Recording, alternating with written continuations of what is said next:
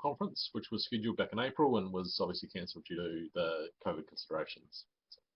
It's been an interesting and challenging time for everyone dealing with the cancellation, and we've run this webinar series to engage with our members despite not having a physical conference.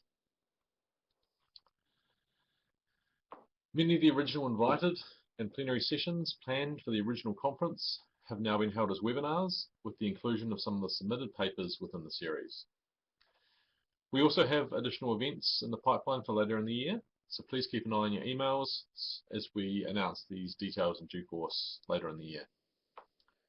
Today we are hosting the final webinar in the series, is Earthquake Insurance, Lessons for Engineers. I'd like to extend my sincere thanks to David Whitaker and Hugh Cowan, who have organised today's webinar and will act as co-chairs. I'd also like to extend my sincere gratitude to Andy Thompson of Homes Consulting, who's done an enormous amount of work behind the scenes to deliver this webinar series. I'd like to offer a final huge thank you to EQC, who have partnered with EQC to deliver this webinar series, as well as extending our thanks to the major sponsor MB Building Performance, as well as Geostabilisation International, Granule Rubber and Engineering, Taylor Devices, Mainmark and QuakeCore for their support of the webinar series. The published proceedings of the papers for the 2020 conference were emailed out to all conference registrants and NZSEE members 2 weeks ago.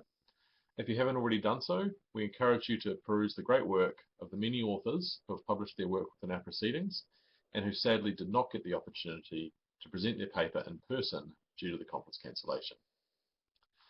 In terms of administration for today, just a reminder, as Holly said to everyone, that we are using Pigeonhole. The link's just down below the images of everyone on the screen there. And I'll now pass across to David Whitaker and Hugh Cowan, who will chair the webinar today. Thank you. Yeah, afternoon everyone. Thanks Jeff for the introduction, and I'd just say a thank you from the Society and everyone for all the hard work you put into organising the conference and now more recently the webinar series, which has proved to be very popular. Thanks a lot, Jeff. So welcome to the Earthquake Insurance Lessons for Engineers webinar. Today we have 3 experts in the field who are going to tell us a bit about some key aspects about earthquake insurance. I'm David Whitaker. I'm the immediate past president of NZSEE, and I've spent much of the past 10 years providing structural engineering advice for earthquake insurance claims, so it's a topic very dear to me. The format this afternoon will be presentations from our 3 speakers for about 1 hour, and then the chairs, Hugh and I, will have a couple of topics that we would like to ask the panel members to address, and then in the time left we'll throw the questions open to you, the audience, using Pigeonhole. So you'll need to open a web browser page and log into Pigeonhole using the details given on the screen there in the bottom right hand corner of your screen. And please check that your microphones and cameras are disabled or off. They should be. You won't be able to participate actively in the proceedings, but you can ask questions with Pigeonhole, of course. So I'll now introduce and then pass over to my co-chair, Hugh Cowan, who will introduce the presenters. Hugh is a life member of the Society. He's a former head of research at EQC, and he also oversaw EQC's reinsurance program for a decade. And prior to that, at GNS, Hugh managed the establishment of GNet. So over to you, Hugh. Could you now introduce the speakers, please? Yes, thank you, David. And yeah, greetings, everyone. So we have a panel of 3 speakers. They'll be alternating in the presentation of what I think you'll find is a very practical treatment of the topic.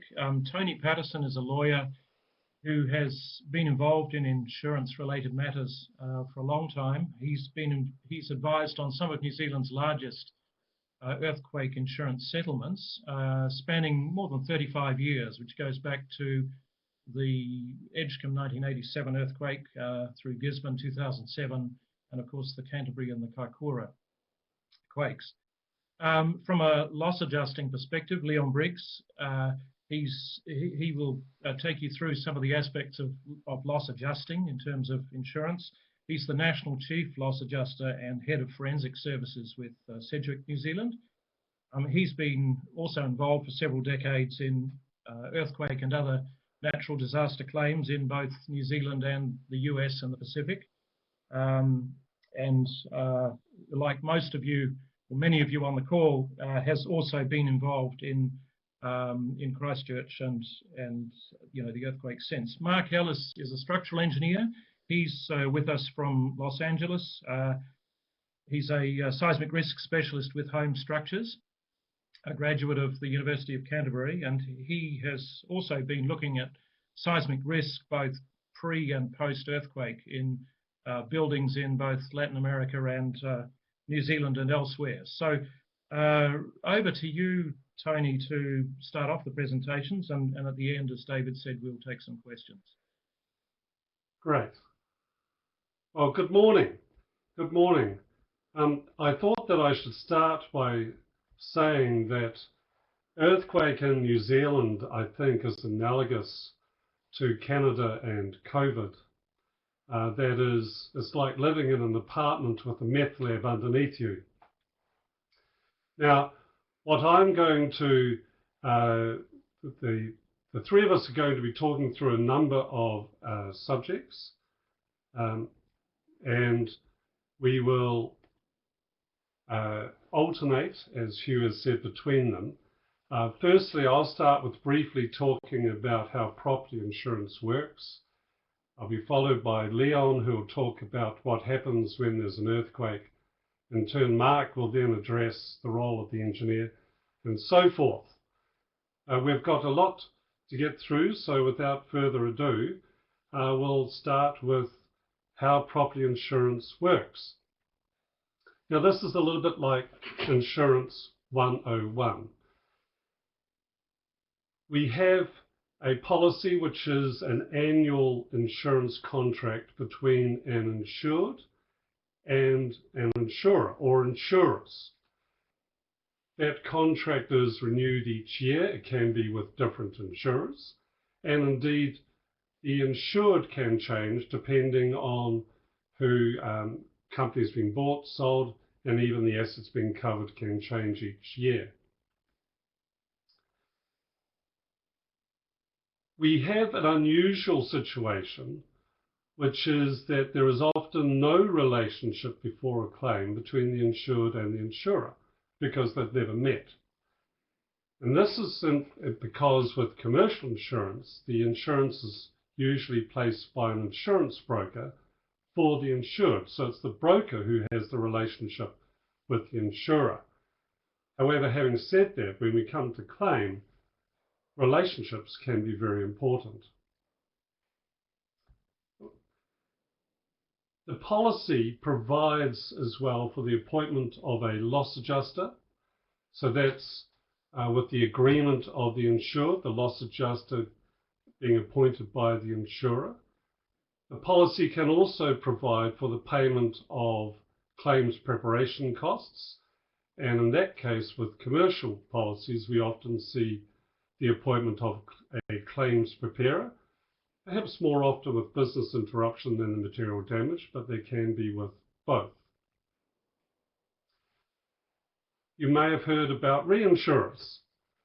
The important thing here is that an insurer wants to spread risk, and they in turn have a contract with one or more reinsurers.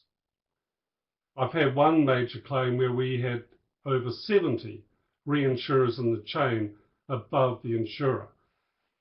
Normally the insured and the insurer, we do not have to worry about the reinsurer in the direct context of a claim, but the reinsurer may appoint their own engineer, they may appoint their own loss adjusters.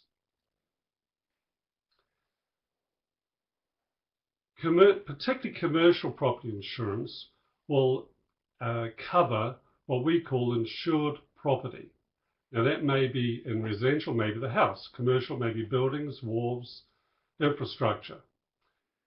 It is important to know what those assets are and how they're defined in the policy. The purpose of the policy is to cover loss. So the insured is indemnified for loss. The The key purpose is to put the insured back in the position they were in 1 minute before the earthquake. That is indemnity. Of course, many of our policies go further and they provide reinstatement, which is what we call new for old. So that is providing cover where there is damage, to repair the damage and to restore the damaged portion to a condition substantially as when new. The word restore is quite important. Or if the building is stuffed, well, then it's demolished and there'll be a right to have a new building in its place.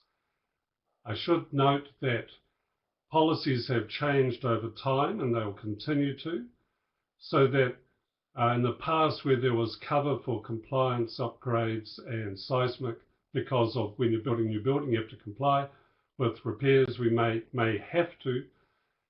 There are changes to the policy, so that can impact on the instructions. There are limits to what's paid. So there is a cost of sum insured. We've found historically that often limits based on the value of a building will understate what the actual cost will be. They'll understate the cover. There may be sub-limits on specific types of cover like demolition, and there are of course deductibles that we should be aware of. Finally, it is for the insured to make a claim. It is the insured's obligation to provide the information reasonably necessary in support of the claim. And the insured has obligations about not being dishonest, not exaggerating the claim, not misleading the insurer. If we get into, as an insured, into doing those things, or giving advice to our client which has the effect of doing those things, we can place the whole policy at risk. Not just the claim, but the existence of the policy itself. Now, on that cheery note, I'll hand over to Leon.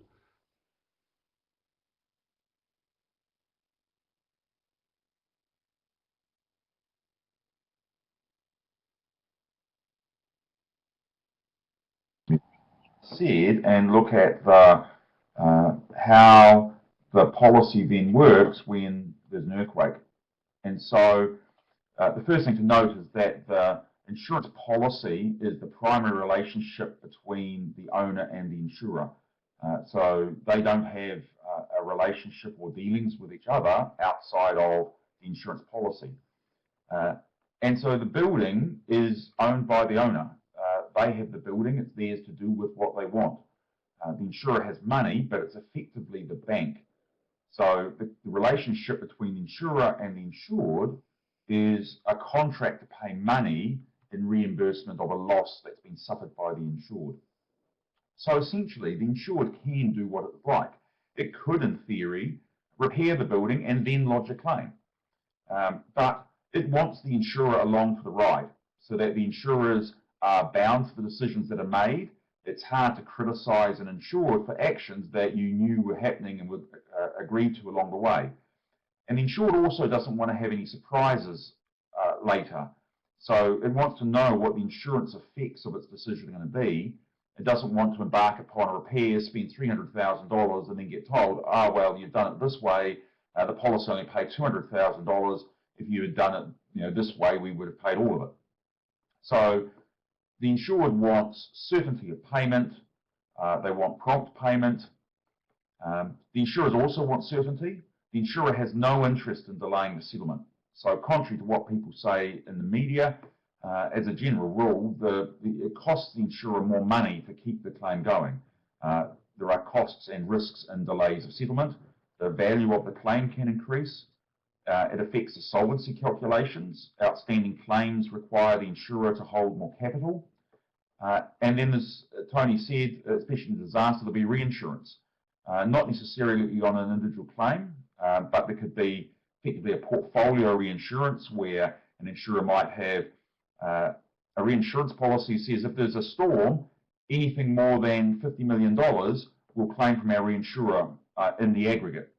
And so they want to be able to recover that cost promptly without jeopardising their reinsurance claim. So in a simple claim, the Insurer appoints a loss adjuster with the agreement of the broker and the insured. That agreement is sometimes passive, sometimes active.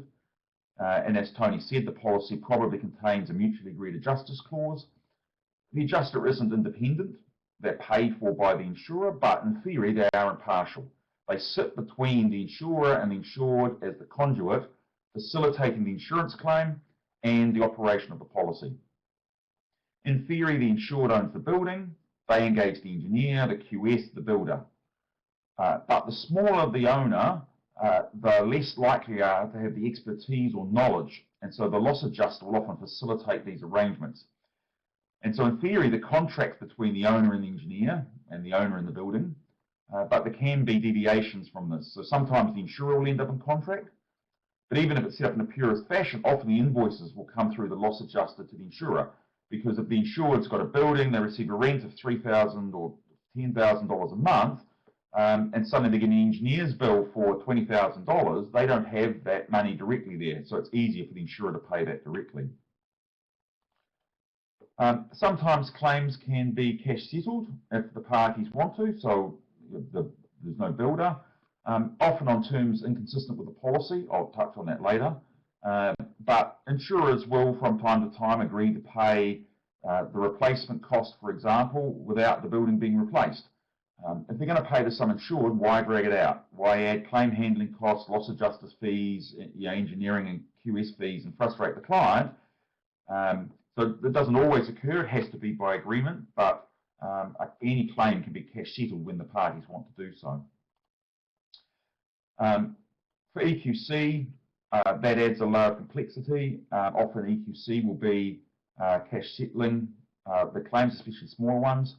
And unlike Christchurch, one of the big changes is that EQC now delegate to the insurer the handling of the entire claim, including the EQC portion. So we only end up with one loss adjuster rather than an EQC and an insurer loss adjuster. Now, finally, there is a continuum.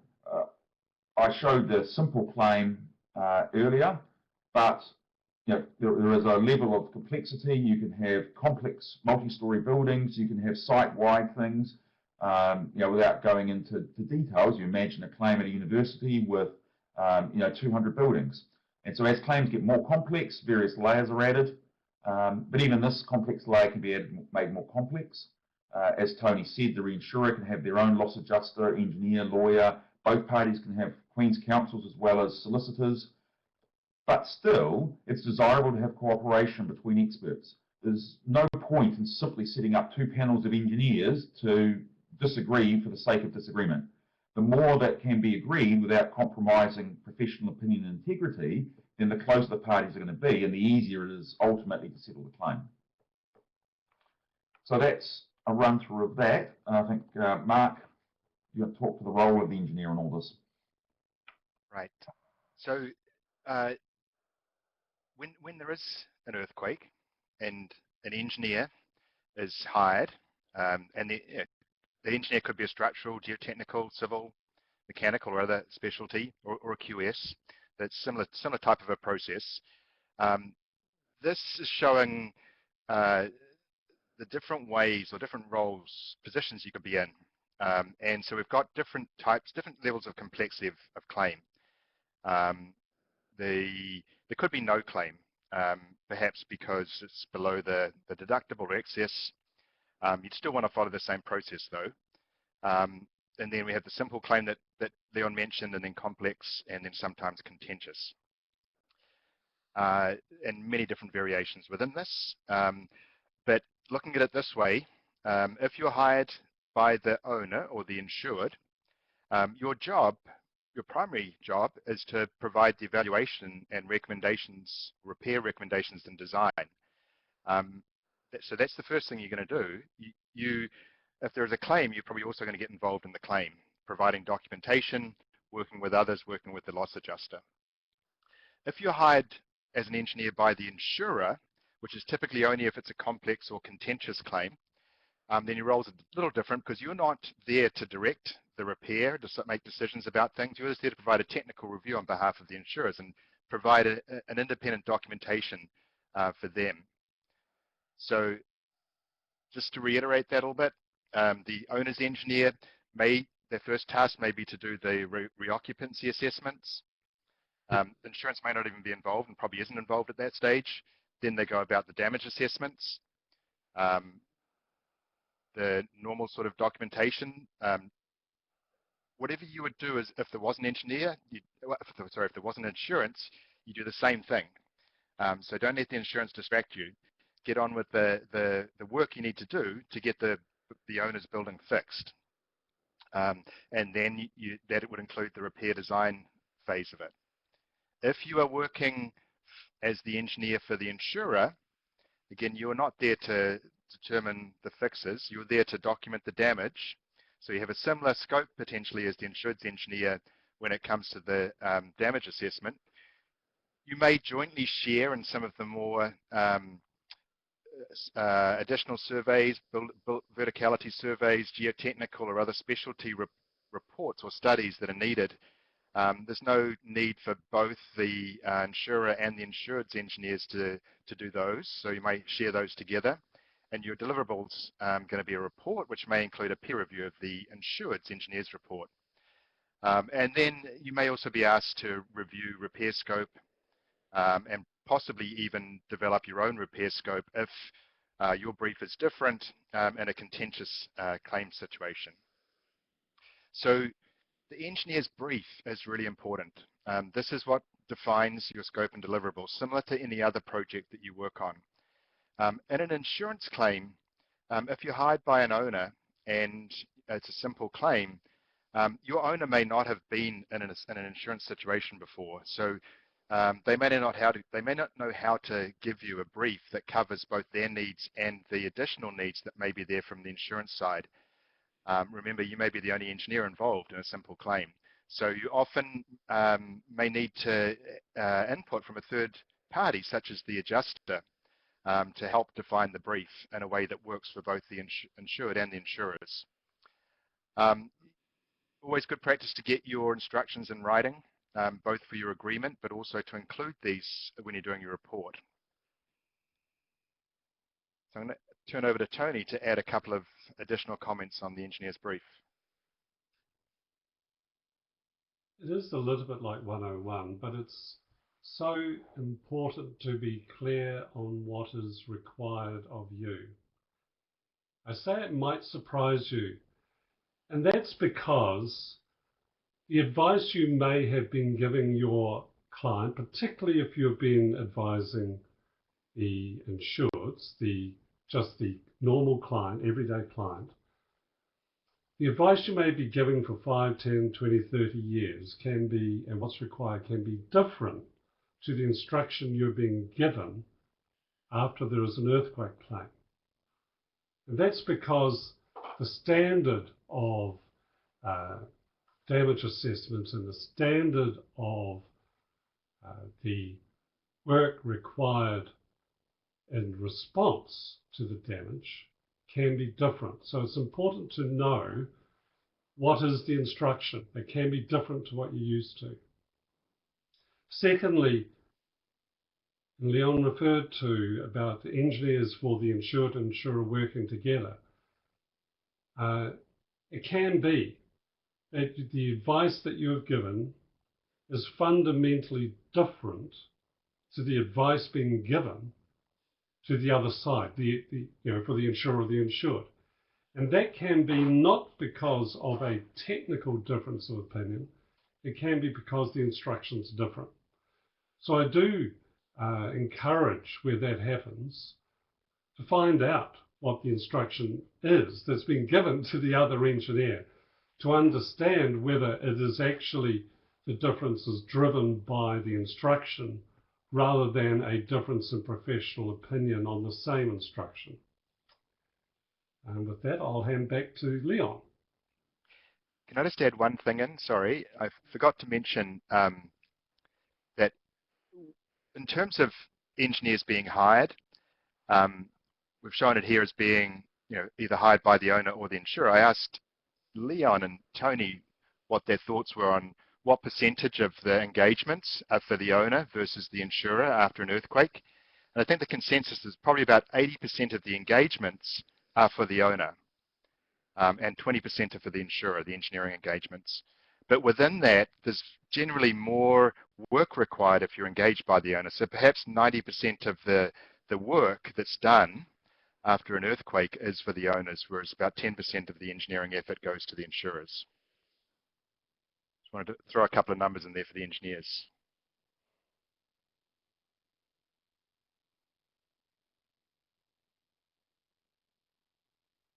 Oh, Leon, you're on mute. Take my microphone off. Yeah.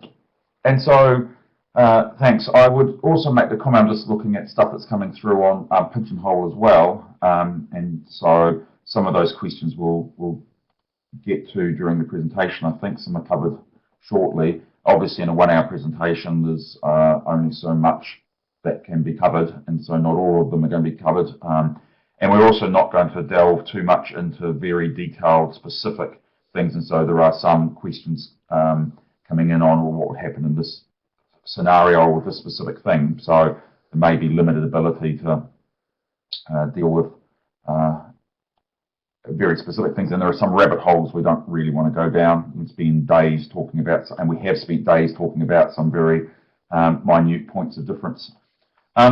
So in terms of answering the questions, what are the fundamental questions that frame an insurance claim? The first one is what was there.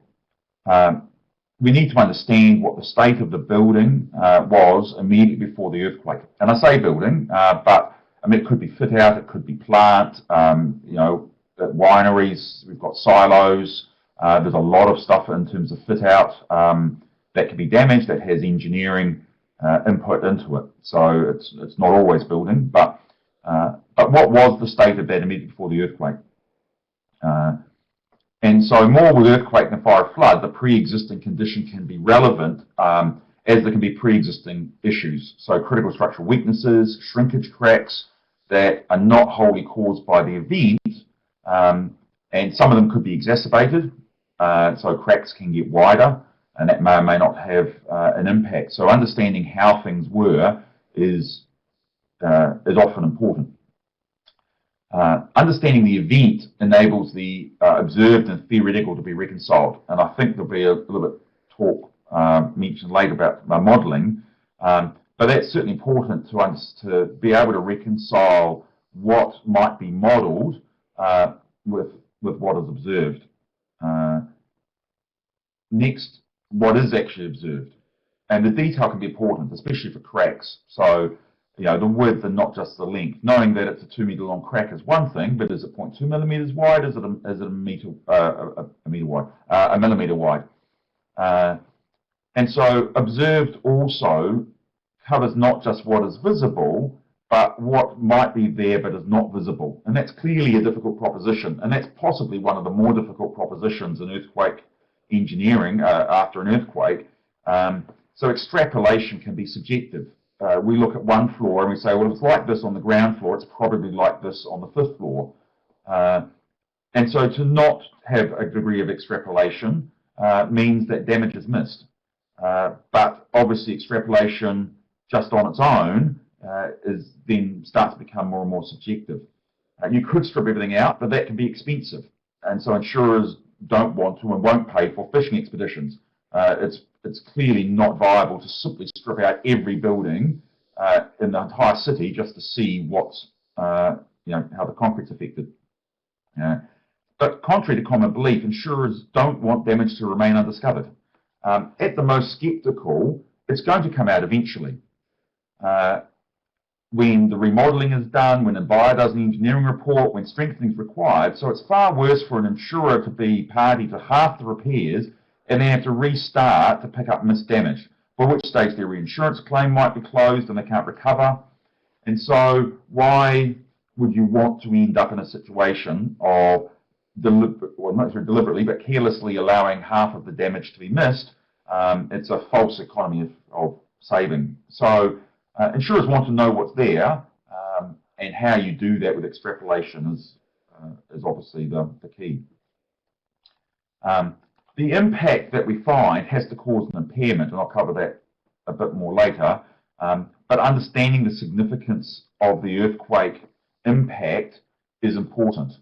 And so, you know, what's happened, the 0.2 millimeter crack might exist, but what does it actually do? Is that affecting the structural performance of the building, the aesthetics of the building, etc.? And so repairs should put the building back as it was, and I say that guardedly. Somebody's made a comment in Pigeonhole saying that Tony was incorrect on the reinstatement standard. It's most often full replacement, new for old, not indemnity. And so the point is, even a replacement policy is still a policy of indemnity. It is to return the insured to a position. It's what I might call enhanced indemnity. So Tony specifically said that most policies are new for old. They are replacement, but that is a form of indemnity. It's a form of putting the insured back where they were, but doing that with new materials, not depreciating or requiring the owner to contribute. So the policies are replacement policy, and so while we want to put the building back how it was, that is certainly a qualified statement. We want to put it back how it was, but with new materials, and then the Building Act can impact, and that will modify the position again. And so that's part of what was talked about with the instructions that Tony was talking about, and Mark. You know, understanding what is the repair standard is a key part, a key question to be answered. So I think that's that for that. So I think Tony is next. Yes, so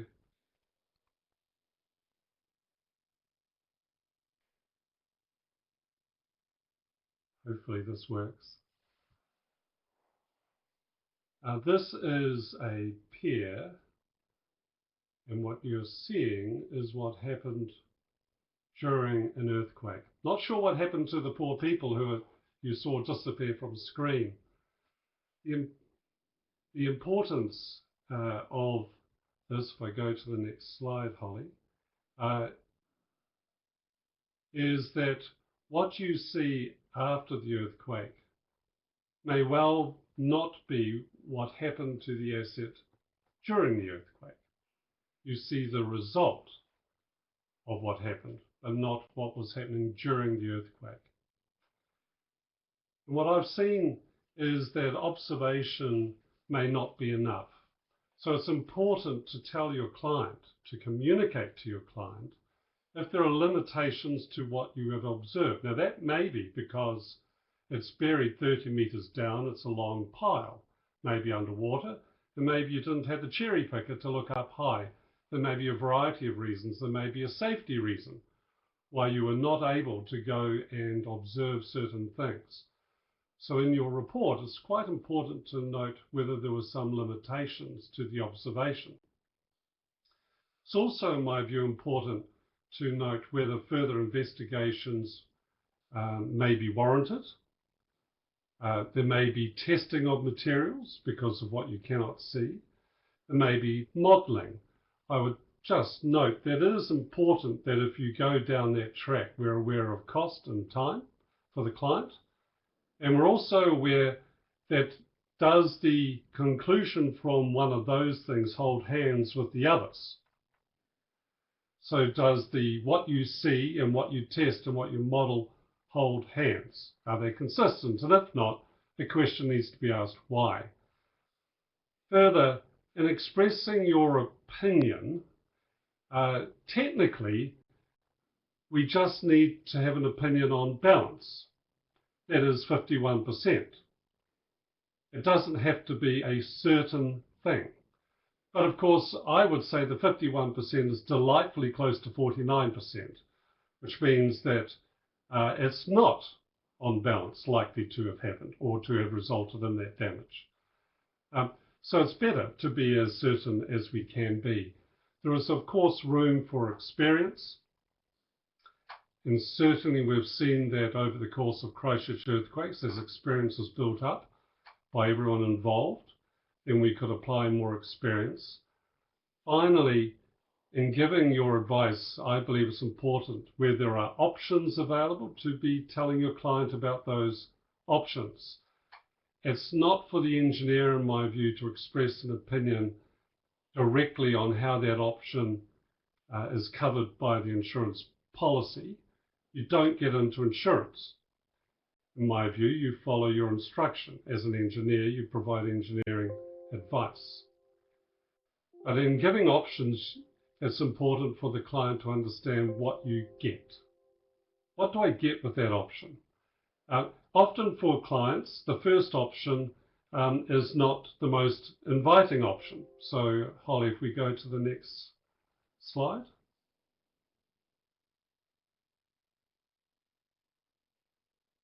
Because of coronavirus, you are going to be quarantined, but you have a choice. Do you A, quarantine with your wife and child, or B,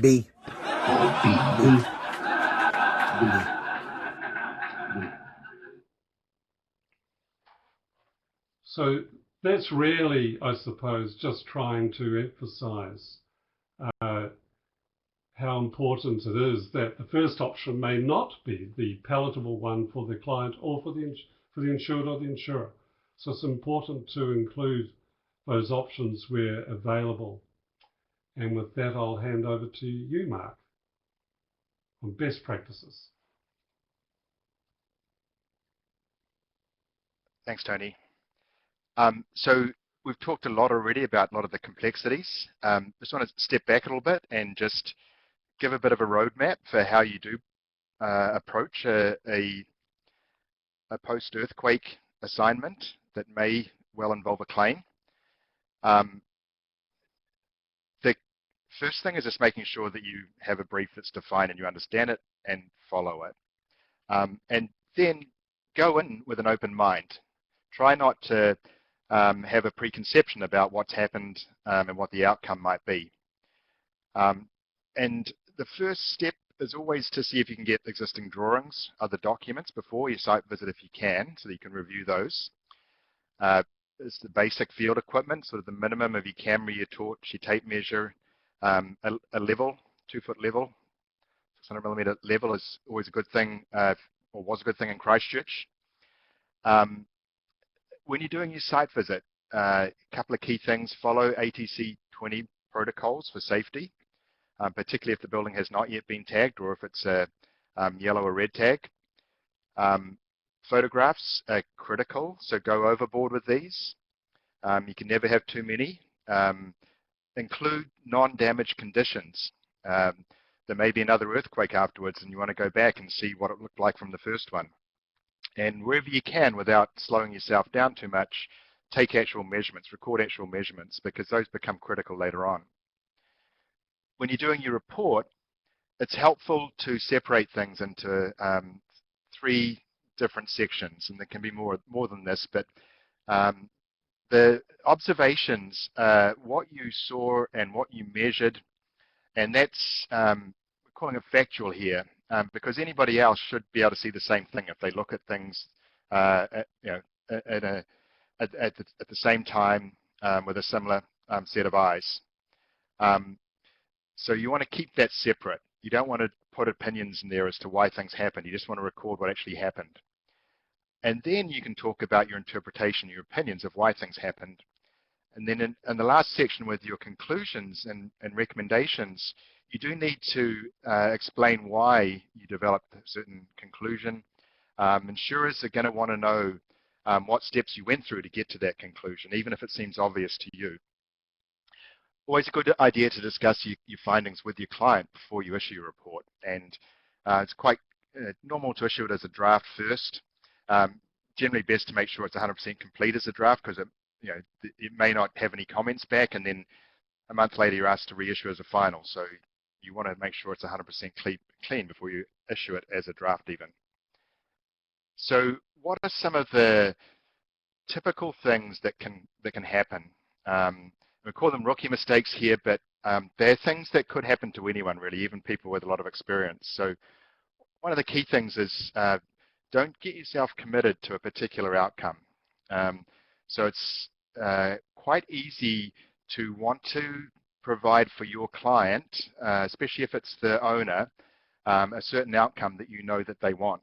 but that can get you in a lot of trouble or make things very difficult if the observations and facts don't support that.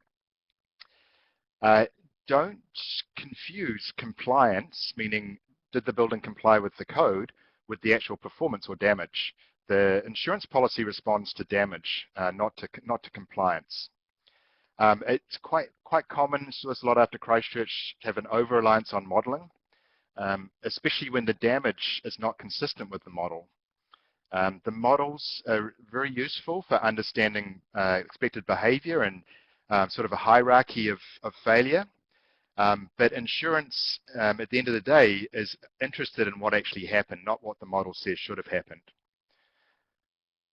A couple of other ones, conclusions that are overly broad, such as, in my opinion, the building is uneconomical to repair and should be replaced. That may be correct, that that's your opinion, and you may be correct in your opinion also. But firstly, you shouldn't really be talking about the economics of repair unless you're specifically asked to in your brief. The engineer's role is really to identify the damage and then to outline the steps to repair it.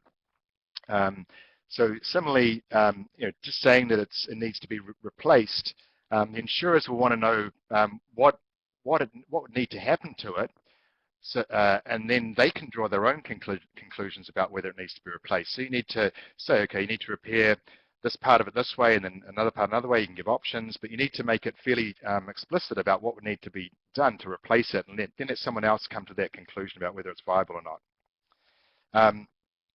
The interpretation of the Building Act can get in the way of your repair recommendations and your conclusions, and then also misunderstanding what the basis for insurance is and the goal of insurance. So this came up quite a lot after Christchurch, was that there's a general sense that the insurance company would want to pay for retrofit, and it is true that it's in their interest that the building is retrofitted. But they are not going to pay for it unless it says in the policy that they need to pay for it, which typically means if it's required by the code, then they will pay for it, which wasn't the case after Christchurch. So even though it's a good thing for them, it's not something that they require, and therefore they're typically not going to pay for it. That gets us to the next section, which is topic 6. Back to Tony.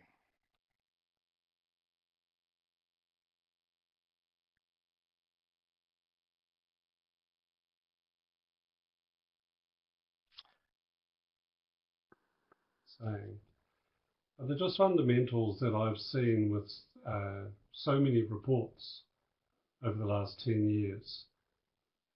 It's easy to jump to what we think the client needs rather than listening to the client.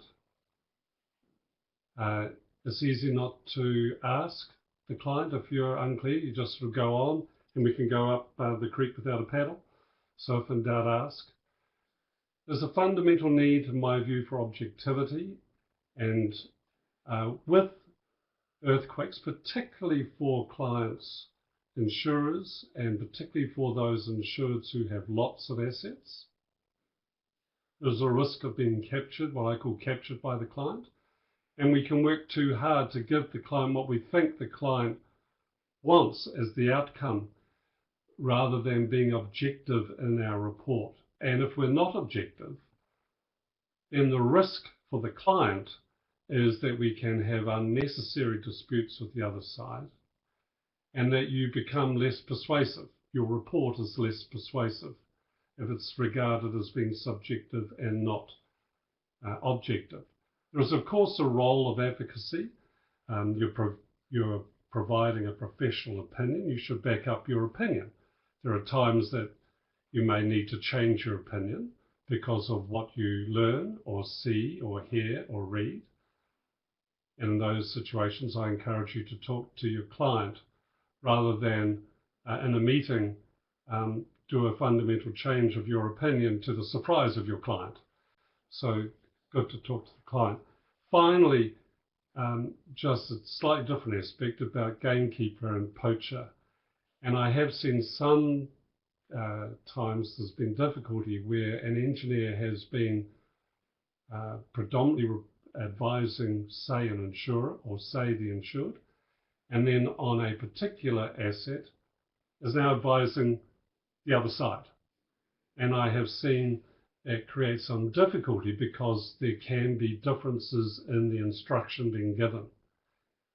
So just be aware that if you're going to be providing advice to both insureds and insurers, it's even more important to be listening to your client and being aware of the instructions that are being given. Right, Leon.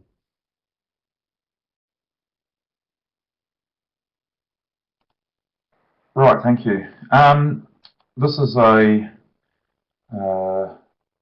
fairly laden topic, and so I could do hours on this alone, but we'll try and do it in 5 or 10 minutes. I would make one comment. I was just seen in Pigeonhole, somebody made a comment, who's better placed to advise on structural engineering matters than chartered engineers? The client's instruction should not override that, surely. And that's true about engineering matters. And of course, what we're talking about is the standard to which something is to be done. And so when we're talking about instructions to engineers, an owner can come to you and say, I want to build a new building and I want it to be 180% of code.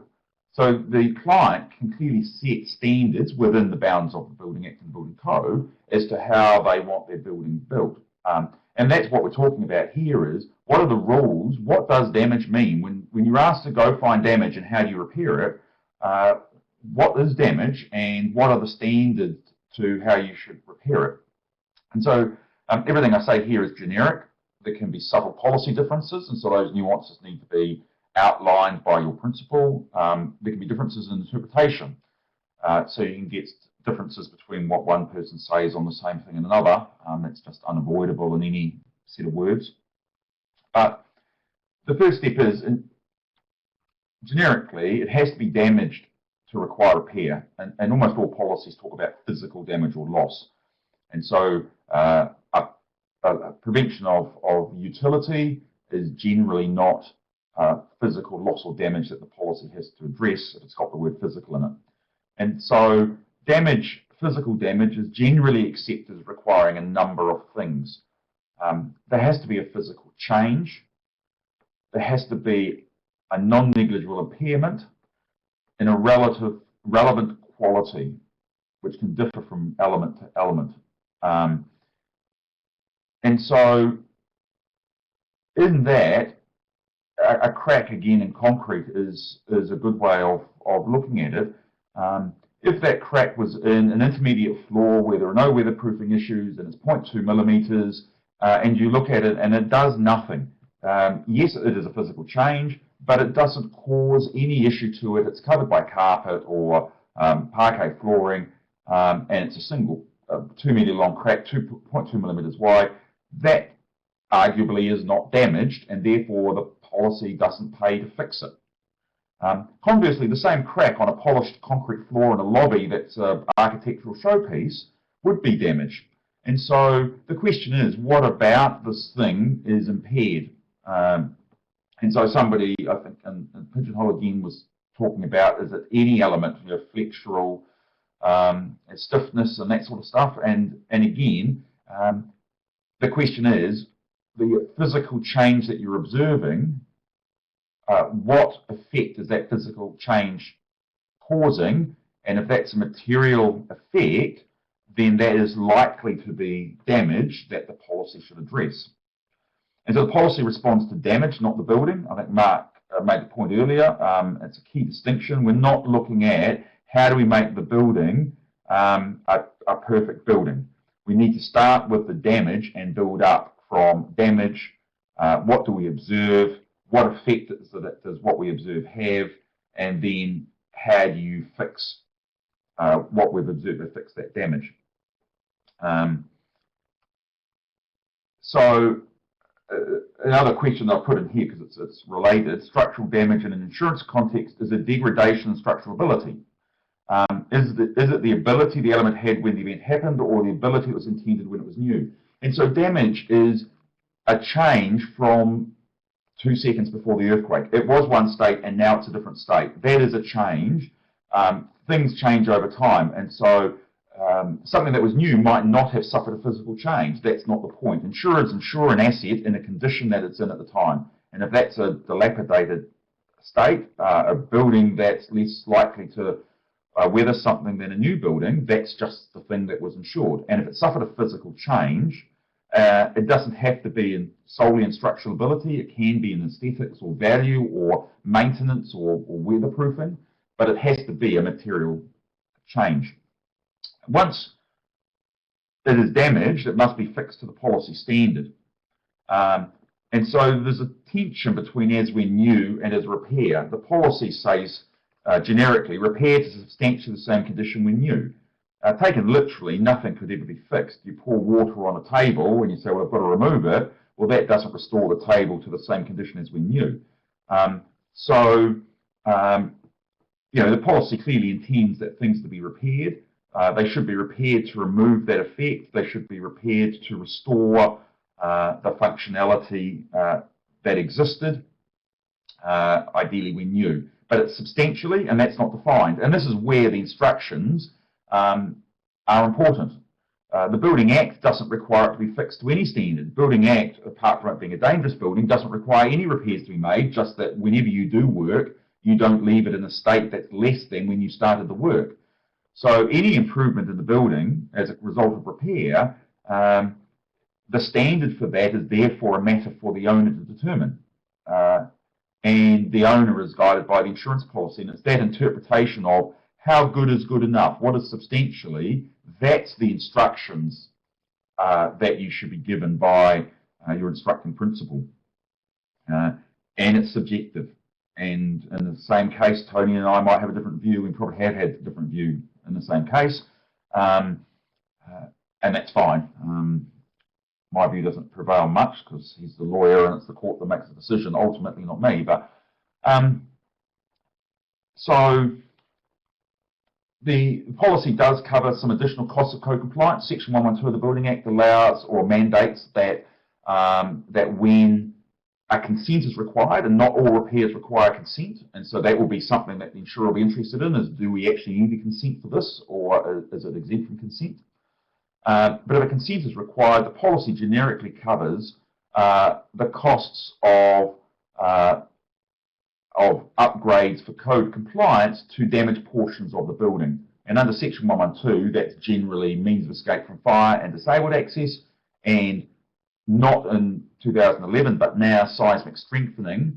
But policies generally, at the moment, they didn't used to exclude it, and they may not exclude it in the future, but they exclude the cost of seismic upgrades. So that's not to say that the owner doesn't have to do it. The owner has to comply with the Building Act. And so any repair that's designed should comply with the Building Act and the Building Code. More than should, must. And the insurers don't have any other desire than everything complies with the legal requirements. And so there is cover for those costs to the damaged portions of the building. So if you have to do something on one floor and suddenly that another floor is not damaged, but that has to be dealt with, the policy may not or might not pay for all of the cost. In general, the repairs have to be done.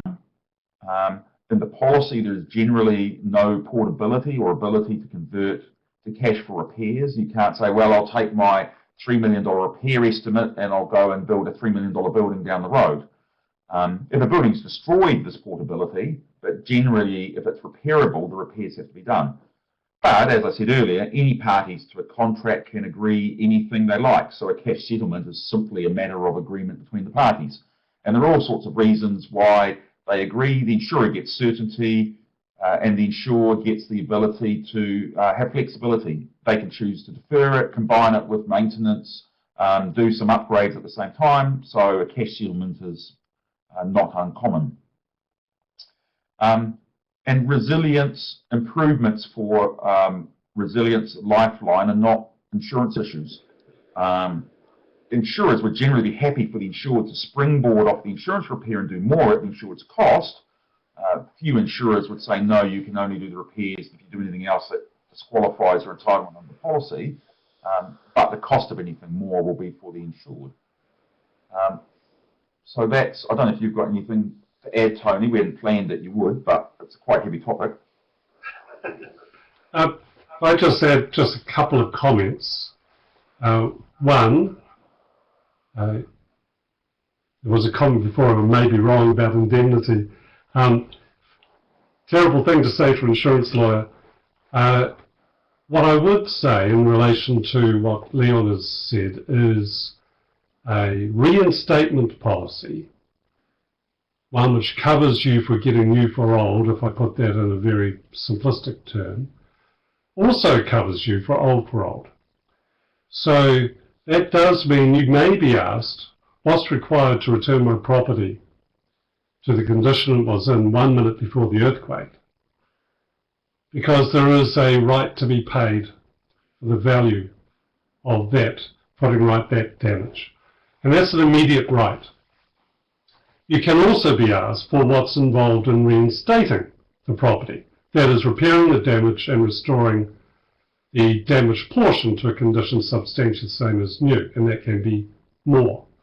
So just make, the other comment is, we've talked a bit about compliance and the building code. I just should add, it is possible that some assets are in fact built better before the earthquake than what the code required.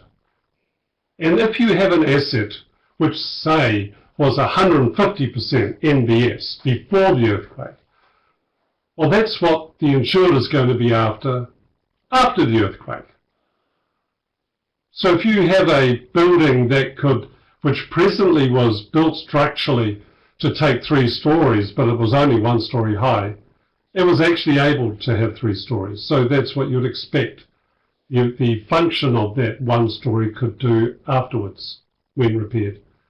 So you can get, so I'm just cautioning that that the code, yes, we must comply, but the asset can be better than before the earthquake. With that, I should quickly hand back to Mark. So we're getting close to the end. A lot of these points here, Leon's already covered. So I just want to point out a couple of things. And just to follow up what Tony was saying there, I think as an engineer, it's always good to step back and think about the fundamental purpose of insurance, which is to put you back to what you were before. So if you were at 150% NBS before, you should go back to that after the earthquake. That's what the insurance policy is intended to do. Plus, if there are any upgrades that are legally required by the code in order to get a consent to repair the building, then the insurance typically will cover you for that. And my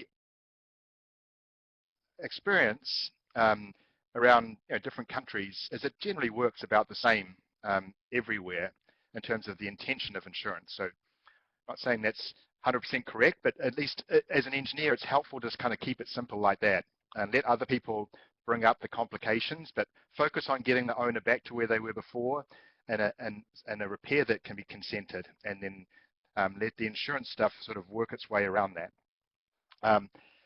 In terms of some of and there are many different issues, in terms of functionality and releveling and options for how you can get the owner back to what they were before. An example is a Christchurch building that has had differential settlement. And so much discussion about what the tolerance is. Is it 1 in 100, 1 in 200, 1 in 240, 1 in 400? The other way to look at that is to work through figuring out what has actually happened to the building and what the effect of that loss of that differential settlement is. So if it's something like 1 in 200, you probably can't see it, so it doesn't have any aesthetic effect. It probably hasn't damaged things, but you want to make sure that the foundations are still okay and anything else. The loss of functionality, maybe now your roof slopes don't work or your gutters don't work. And that's a problem. But there are options to fix that other than re-leveling the building. So you can look at ways to get the drainage of the roof back to what it was before. And you can probably do something pretty nice in terms of getting a good system going, getting some good slopes for a whole lot less money than what it's going to cost to re-level the building. And if you go a bit overboard and actually make it better than what it was before, insurers are generally going to be fine with that. They'd rather make it good and a little bit better and avoid any arguments, especially if you're saving them money overall, because you're avoiding the need to re-level. Leon's talked about cracks quite a bit, so I won't go further into that. This theme about putting things back in that may not specifically address the damage, but get you back to something equivalent or better than what you were before, that may be where catch brackets in a precast floor system become part of the repair that an insurance company is happy to pay for. So the last couple of things here, one is, can a building that has a low % MBS or undamaged critical structural weakness that didn't get damaged be repaired without addressing those issues? And my understanding of the code says that they can. My understanding of the general insurance policy says if it's not damaged, then you put it back like it was before. So even though your recommendation to your client, if you're working for the owner, is that they address these things, just be mindful that insurance may not be going to pay for it. So they can do it, and it's a good idea for them to do it, and hopefully they agree to that. But you want to understand that there's a separation that's occurring there between what the insurance is going to pay for and what the owner is going to have to pay for themselves. If they don't have the money to do it, they don't want to do it, then you have to ask yourself and put yourself in a situation where you are okay with going back with that repair without addressing those issues. And in the US, this happens in a similar way. There's no requirement to address deficiencies when you repair a building, and not after an earthquake. And another final example would be if there was something that was a construction deficiency, such as a precast shear wall building where the walls are connected through grout tubes, and you realize after the earthquake that half the tubes weren't grouted. That's something that I think you would want to advise to be repaired, and I would hope the owner would go along with that. I think there is an argument that is a compliance issue with the Building Act. Just be aware that the insurers may not pay for that if that is not damaged. If there's no damage associated with that deficiency, then that may be excluded from the insurance coverage. But it doesn't change what you would do with your owner in terms of the way you would advise them. Just need to be aware of how the insurance interplays with things. So with that, I think it's over to Leon.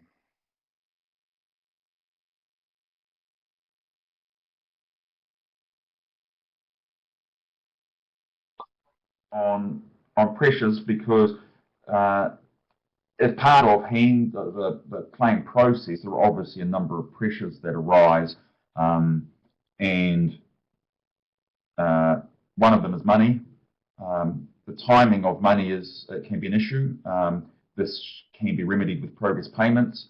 Often the insurers will pay costs directly, particularly things like engineers' fees, and so you could be working for an insured and yet the check or direct deposit effectively comes from the insurer directly.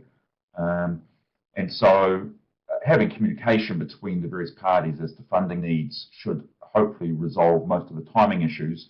The shortfall of overall proceeds is something that can't really be dealt with, and fixing critical structural weaknesses, seismic strengthening, which is now excluded from most policies, and upgrades to undamaged portions of buildings are three areas where you can end up where the owner has no choice but to do the work, either by code or whatever, but the policy doesn't pay fully for that. And so this can obviously impact upon their instructions and what they want to do. And time is probably the biggest one. That an operational imperative that the insured may or may not be continuing operations. They may have had to have disruption to that. They may have business interruption insurance, but that's only for 12 months often. And so if the repair process, including engineering, peer review, suddenly takes 18 months, there's 6 months where they're not covered. So we saw that a bit in Christchurch. Interestingly, probably not as much noise. I think people were understanding of the fact that things would take a long time to repair and their business interruption insurance was never going to be adequate. In a moderate event where people's expectations are higher, that why isn't my engineer designing this within 4 weeks, my time's running out, could be more problematic.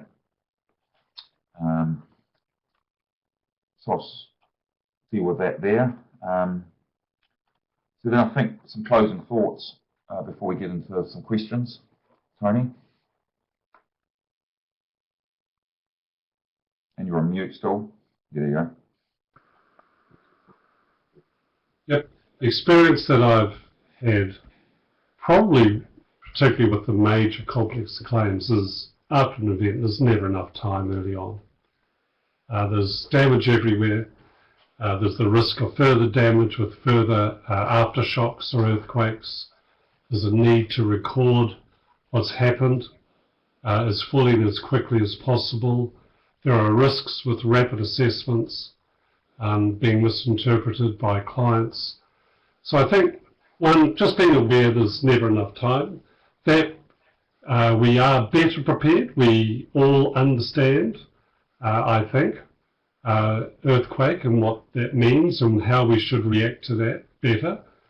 Because there isn't enough time, it's important not just for the engineering practice to prioritise, it's important for the clients to prioritise the work. So good communication there. And finally, I would just say remain flexible.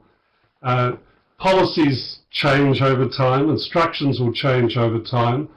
Our understanding, I expect, from an engineering point of view of certain matters changes over time. So just be and remain flexible if you can. Mark. So from an engineering perspective, insurance can seem very complicated. I think we've covered a lot today, but don't be overwhelmed by that.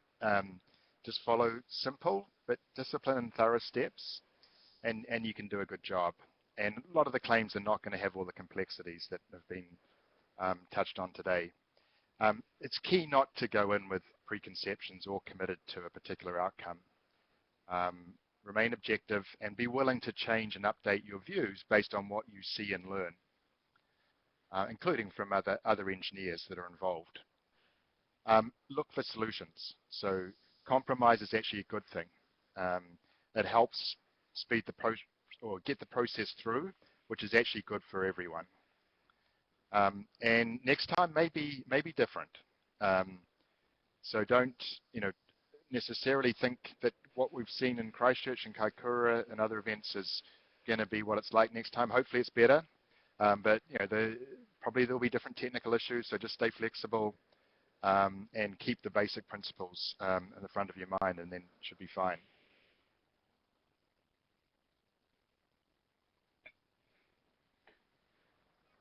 And so I think, in many respects, when people talk about lessons learned from Christchurch, in many respects, things won't be different. It will be, if we get another big earthquake, it will still be an overwhelming event. There are people involved. I think that 90% to 99% of people in Christchurch, insureds, insurers, engineers, all had good intentions. And it's not to say that things were perfect, they clearly weren't, but you suddenly try and bring in a whole lot of extra people into all aspects of a process, and you've got a human element in that. So I think that you'll have some of those same pressures in the next event. I think that one of the things that the key takeaway potentially is having instructions, having clarity about what it is. If you get an instruction that just says, can you tell me what I should do about my building? I'm going to need a report from my insurer. That's problematic. That leaves it completely open-ended and subjective as to what should be done. So I think having good, clear instructions, having engagement with the insurer about what they want, with the insured, a sort of tripartite arrangement. If we can do more of that, I think that would solve a lot of the problems. And for residential, obviously, the likely changes to EQC claims handling process should hopefully streamline things. So that was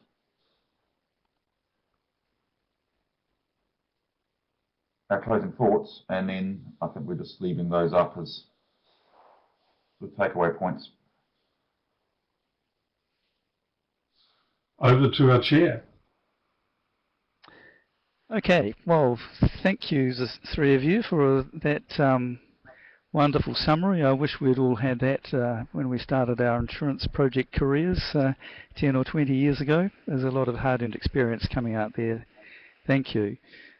Before we go over to Pigeonhole, and there's some questions accumulating there and some votes, Hugh and I might have a couple of questions that we'd like to put to the three of you. One I have is that there seems to be a perception that many buildings have been demolished because of earthquake insurance. And this really annoys me, because I don't think that insurers ask for buildings to be demolished. And I wonder, what is your take on that? Perhaps you, Leon, first.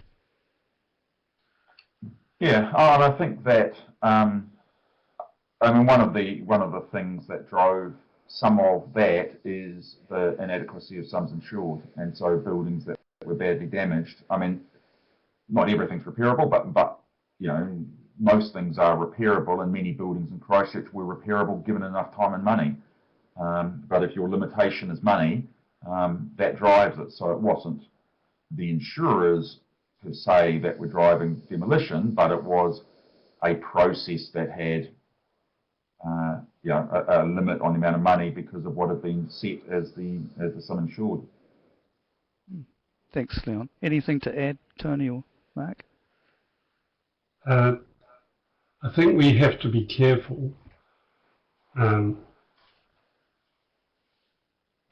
under insurance policy, the definition of what is destroyed can be different between policies.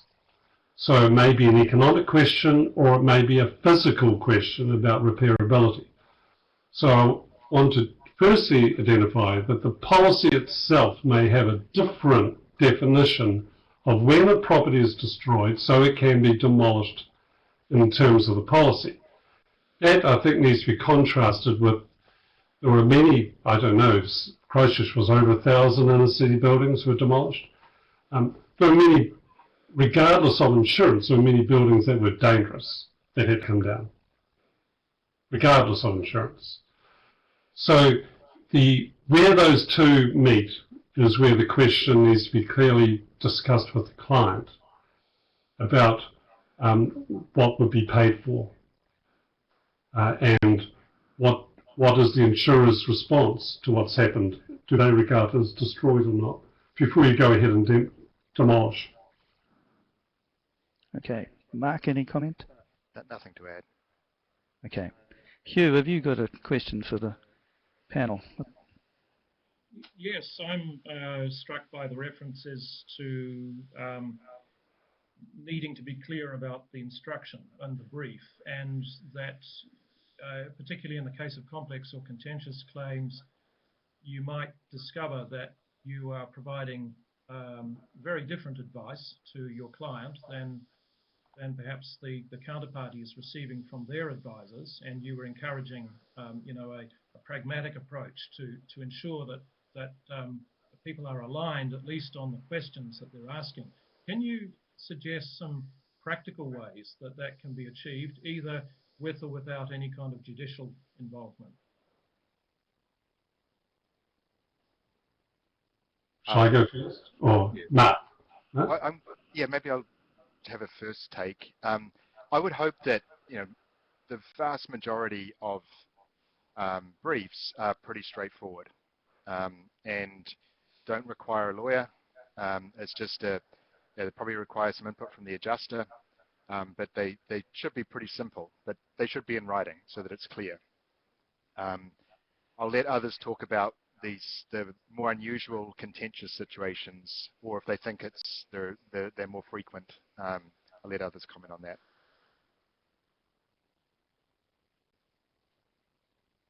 I feel there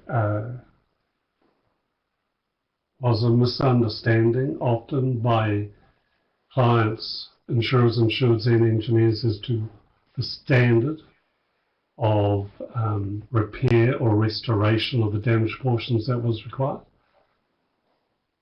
So written instructions, I think, are important. What can be done? There are things that can be done.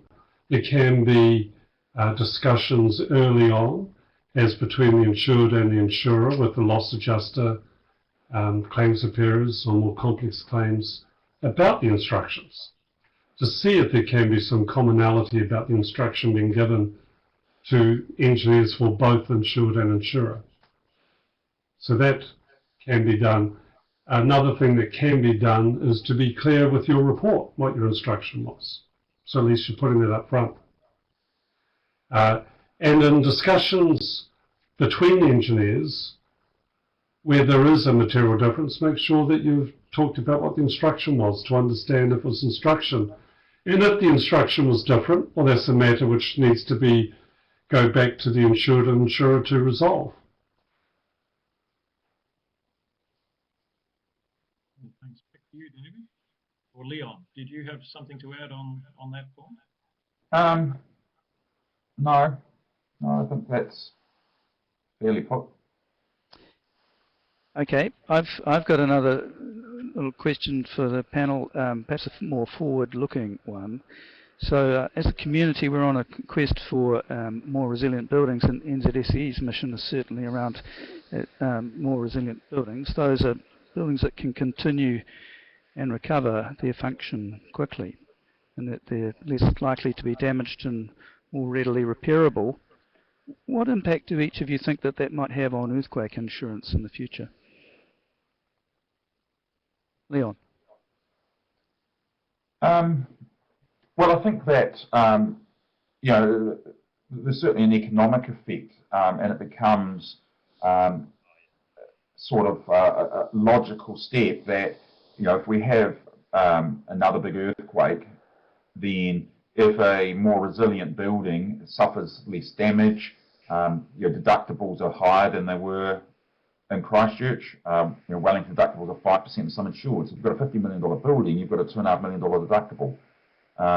And so if you can have a building that is more resilient, that suffers less damage, that people can go and occupy earlier, your tenants will like it. There's just a whole lot of positive economic outcomes of that that just make that a logical thing for an owner to want to spend the extra money to achieve. Thanks. So, Mark? yeah, I mean, I think it's a great question. I think it's something that could almost be a topic for a whole webinar, because I think there is a real need and value to connect the engineering and the insurance better. And a big part of that comes from being able to understand what the insurers are looking for and how they make their decisions. I think it's makes sense to assume that they would support more resilient buildings. It's in their interest as well, because they're going to have lower losses to pay out when there is an event. But in order for them to translate that into a insurance offering when it comes to renewal time, I think we have to connect the engineering into the way that they look at things in their underwriting world. And my understanding of that is that while there are some insurers that sort of use a lot of judgment. So they will look at reports and try and understand and differentiate between risks. There is a large quantity of insurers that use these CAT models,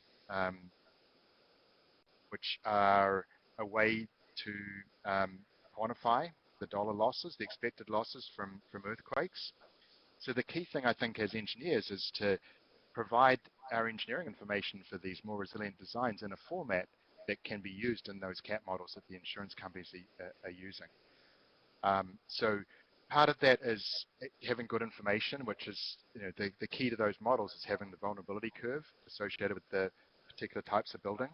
So if we can generate these vulnerability curves for the more resilient buildings and in a format that they can then use in their models, that's the key thing. And as part of developing that information, it can't just be analytical models. There's a lot of sophisticated technologies around nowadays. There's the P58 methodology that's been developed over the last decade out of the US, and I know Core is doing a lot of really good work as well in similar ways. But a key thing is to actually overlay that with the experience from past earthquakes. So which counts just as much, if not more, in terms of validating those loss curves.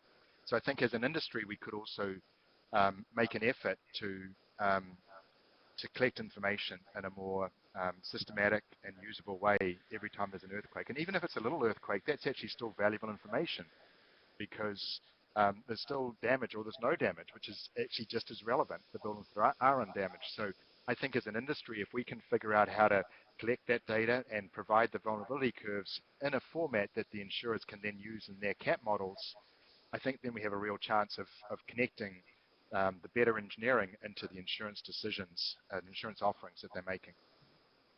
Thank you. Tony, any comment? Just two or three things. One, we should not, I think this is a very important area for the engineers to be, for you engineers to be thinking about. We should not assume that in the future there will be insurance for earthquake damage. Or if there is insurance, it may well be limited. There are countries overseas where there is no cover, and there are countries overseas where there is very limited cover. So that means that the insureds are more exposed financially. So with my clients, post-earthquake, I know that it is a topic of conversation about what do you do with certain assets looking forwards, because we cannot assume that we'll have the same level of cover, or if there is cover, available in my area in the future. One. Two, resilience. It seems to me that forces on the bigger corporates a need to prioritise their assets as to what assets should be more resilient than what is required per se by the building code, particularly for lifelines. I think it's a fairly important question. Okay. Then thirdly, I was just going to say internationally, David, I thought there are other jurisdictions, and it's dangerous to me, like Italy, which has put some work into this area. So I encourage international cooperation. Sorry. Okay. Time's moving on. Hugh, have you got another comment, or shall we go to Pigeonhole? I think we should go to Pigeonhole. I mean, we've only got 5 minutes, so yes. Perhaps shall we take it from the top, David? The most. Yes. Parts? Yeah. So one the one standout is how are the evaluations different for potentially earthquake-prone structures such as hollow core floor systems? What would repair to substantially the same condition as when new mean? Who would like to take that one?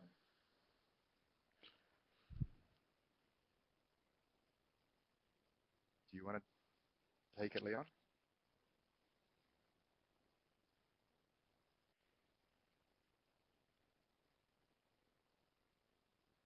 Mark or Leon? Leon, you're on mute.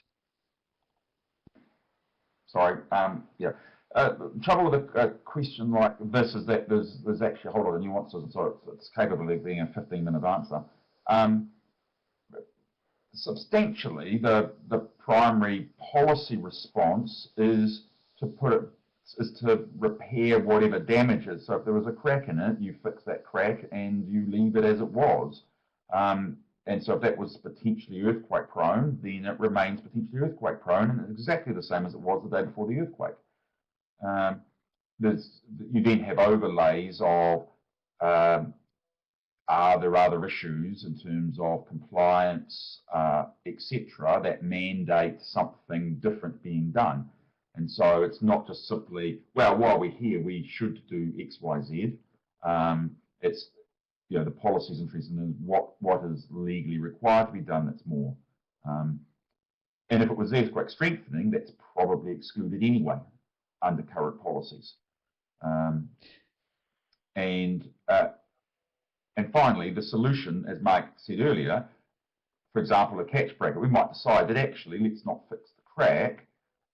We could fix the crack and leave it as was, but equally you could put a catch bracket in which deals with the effect of the crack and actually solves the problem of it being potentially earthquake prone as well, and so it's effectively a win-win solution of a similar cost. Okay, time really is moving on, so we'll just go on to another question. The second one is asking about whether policies have provision for the insurer to cover engineering costs when representing the owner. Leon, that's probably for you as well. Yes, and a simple answer that yes, they do. The policy covers professional fees, normally within the sum insured, so that would normally be covered. And if the insurer appoints their own engineer, they pay for that as well. Thank you. Hugh, pick out a question you like. Is the template engagement generated by Engineering New Zealand for engineers reporting on earthquake damage considered best practice? Don't know if the panel are familiar with the template, Mark or Leon. So I'm not a practicing engineer in New Zealand, so my general understanding is that it would be, but I defer to people who are more knowledgeable about that. Yeah, and I'm not familiar with precisely what that looks like. It's not the issue is not so much because the template engagement letter, it's the nuance of the policy, it's the instruction. So you can have any template engagement you like, and it may well be best practice. But it's then the devil's always in the detail. And so if it's not earthquake, do I design to 180%? You know, what's the actual instruction from the client? And if it's earthquake, it's like, what does the policy say? And you know, it's that guidance as to how you to do your analysis in terms of what the policy says. That's never going to be in a template. Yeah, This may relate to some residential claims where there's the clean-up of the Christchurch residential claims. Engineering New Zealand has prepared a template letter for engagement of engineers, including instructions, and if that's what the question is about, then it's had a lot of consultation and input into it. So I think the answer is yes, it is best practice. And again, if it's residential policies are different to commercial policies, and the wordings are different, so the drivers can be different. So yes, any template needs to be modified according to policy. Okay, well maybe one more. Sorry, go ahead, Mark. I was going to say, I mean, you're fundamentally acting as an engineer, as a professional engineer, so you should follow normal engineering practices. It just happens that there's insurance also going on, so you just need to be aware of it. But I think that affects your scope and your brief more than it would affect your engagement. So there shouldn't be a reason for a separate type of engagement. Right. Mark, the next question is around buildings that are instrumented with accelerometers, and how useful is this data in determining damage levels in helping settle claims? What's your experience with that, Mark? It's kind of a new topic, a relatively new topic, because we haven't had a lot of instrumented buildings in earthquakes that have been able to be useful, but it's more and more becoming something that's out there now as the cost of instrumentation goes down a lot. So I think it will help a lot in terms of the understanding of what happened at the building. I don't think it'll change the fact to have to go and look at things and do an engineering investigation as you would otherwise have done it. But it may make that a little bit more efficient and kind of point you to where to look at. So it's definitely helpful, and if it can be done for a reasonable cost, I think it's a great idea. In terms of settling claims, I think it would have been really useful to have this in the Christchurch Canterbury sequence, to be able to identify both the ground accelerations at a particular site from each event and also other response characteristics of the building. That wouldn't have again have avoided those questions of coming up, but it would have, I think, helped a lot to get more more credible and defensible answers in a quicker way. So I think it would be really helpful if this type of thing is available. Okay, we are running out of time, but maybe we have time for one or two more. Hugh, is there one there that catches your eye? Well, I think there's one for Tony, and that is to explain what de minimis means. It obviously is of interest to at least half a dozen of our viewers. Is Tony? I was just going to say on that when I'm using the word material, I think they're all intended to be the same concept, and so I don't think that non-negligible. I mean, I've seen two QCs in a room on a $200 million claim. Both agree that the wording is non-negligible impairment. I've seen other things that refer to de minimis. I've used the phrase material. And so I think that they're all trying to have the same concept, which is that something, if a building is 1 millimeter out of level, then that's almost certainly not going to be damaged. It's hard to be specific and say that can never be damaged, but that's not going to be material. The out of levelness is de minimis. It's negligible, and so there has to be a level at which you say the physical change has to actually do something, and that's subjective, and that's where you want guidance and instructions. And that's what we're talking about. The instructions is how you interpret those sorts of concepts. Yeah. Tony, do you have something to add to Leon's explanation?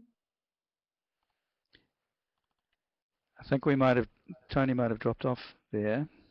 Right. Okay. Mark, what do you understand as an engineer from the words when the words de minimis appear in the discussion? It's a very complicated word. Yeah, it has to have a consequence. So something you can define, and non-negligible is another kind of similar word. I mean, my view of insurance is it's not intended to make you perfect. You just want to get pretty much back to where you were before. So it's not going to address every last thing. So just be reasonable about it. And if try and gauge the level of impact of something, and if it's pretty minor, then it's not going to have a significant impact, then to me that would be what would fall under de minimis. Right.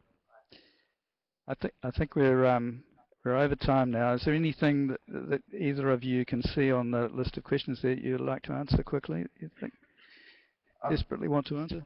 Two very quick points. Somebody's just posted the link, and I was just quickly looking through the template. And yes, it's a template with a benefit of a 30-second glance seems actually to be a good document, and I think it's helpful. It is focused towards house insurance, not commercial. And so the bigger the claim, the more that some of these things become nuanced. But yes, in general, it seems to be the sort of thing we're talking about as a clear instruction. Great. Mark? I noticed the one in the top middle. I think what that's asking about is an engineering expert. And I guess my philosophy is that when you're hired as an engineer by the owner, you're hired as an engineer.